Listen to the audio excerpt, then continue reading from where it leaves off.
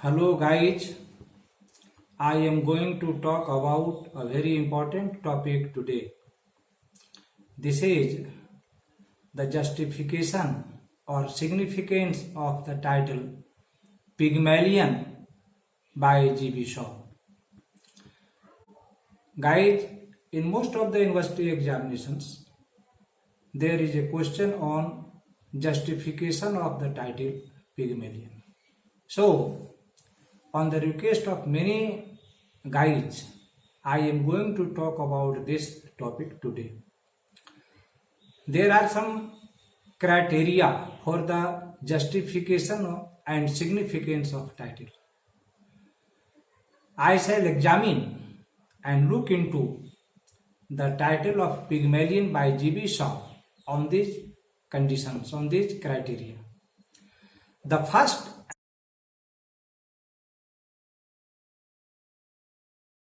and foremost criteria for the significance of a title is shortness and precision of it. When we look at the title in question, we find that the title Pygmalion is very short and concise. There is only one word, Pygmalion. So on this condition, this title is most suitable. The second condition for the justification of the title is that it must be focused on the main theme of a play or work of art. When we examine Pygmalion, we find that this title is most suggestive. The title, George Bernard Shaw has taken this title from Greek mythology.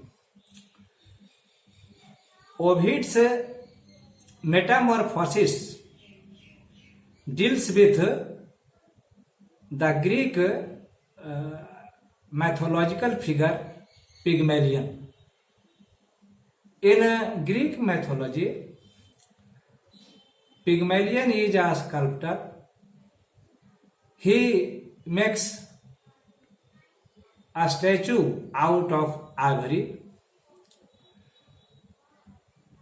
He dislikes women.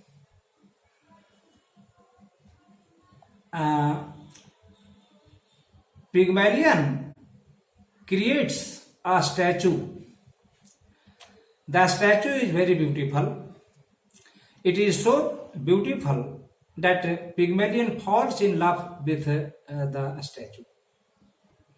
Aphrodite, the goddess of love, takes pity on Pygmalion and she transforms the statue into a beautiful lady named Galatea.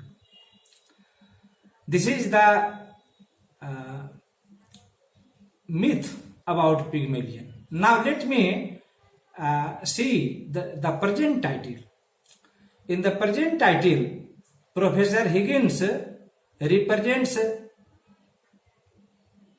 Pygmalion of the Greek mythology. Just as Pygmalion in the mythology creates a statue, in the same way Professor Higgins also transforms and creates Elijah Doolittle, a low-caste flower girl, into a duchess. Just as Pygmalion in the Greek mythology dislikes women in general, in the same way Professor Higgins in the play also dislikes women in general. So there is much similarity between Pygmalion in the Greek mythology and Pygmalion and Professor Higgins in the play Pygmalion by G.B. Shaw. Again, just as Colonel Pickering a linguist of Indian dialects and author of A Spoken Sanskrit, has interest in phonetics, and he is a fatherly figure for Elijah Doolittle. It is Colonel Pickering who takes interest in the education of Elijah Doolittle. Colonel Pickering tells Professor Higgins that he will pay all the fees, all the money on the experiment of Professor Higgins on the training and education of Elijah Doolittle, the flower girl, if he transforms this illiterate girl, flower selling girl, into a duchess. Elijah Doolittle is transformed into a duchess by dint of or after the education of Professor Higgins. She passes the family party as a duchess, and she also passes off in the ambassador's party as a duchess. Thus, she proves herself to be the statue that is created or carved out of ivory by Pygmalion in the Greek myth. Similarly, Professor Higgins also transforms and creates Elijah Doolittle from a flower girl into an educated girl. The next criteria for significance of a title is that it must deal with the main theme of the work of art, main theme of the play. When we examine Pygmalion by G.B. Shaw on this criteria, we find that the title Pygmalion is significant. It deals with the story of Elijah Doolittle, the protagonist of the play. She is a low-caste flower girl. She speaks Konkani speech, and from a illiterate, uneducated girl, she passes off as a duchess after the education of Professor Higgins. So the title is concerned with the main theme of the play. Another significant thing is that a speech and pronunciation also creates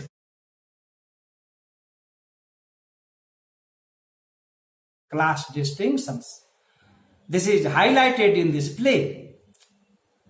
After getting education, Elijah Doolittle becomes refined. There is no difference between lower class girl and upper class girl after getting education. So education bridges this gap. I think on these conditions we find that the title is significant, apt and appropriate enough. Guys, you must have grasped and understood a lot of ideas about it. Thank you very much.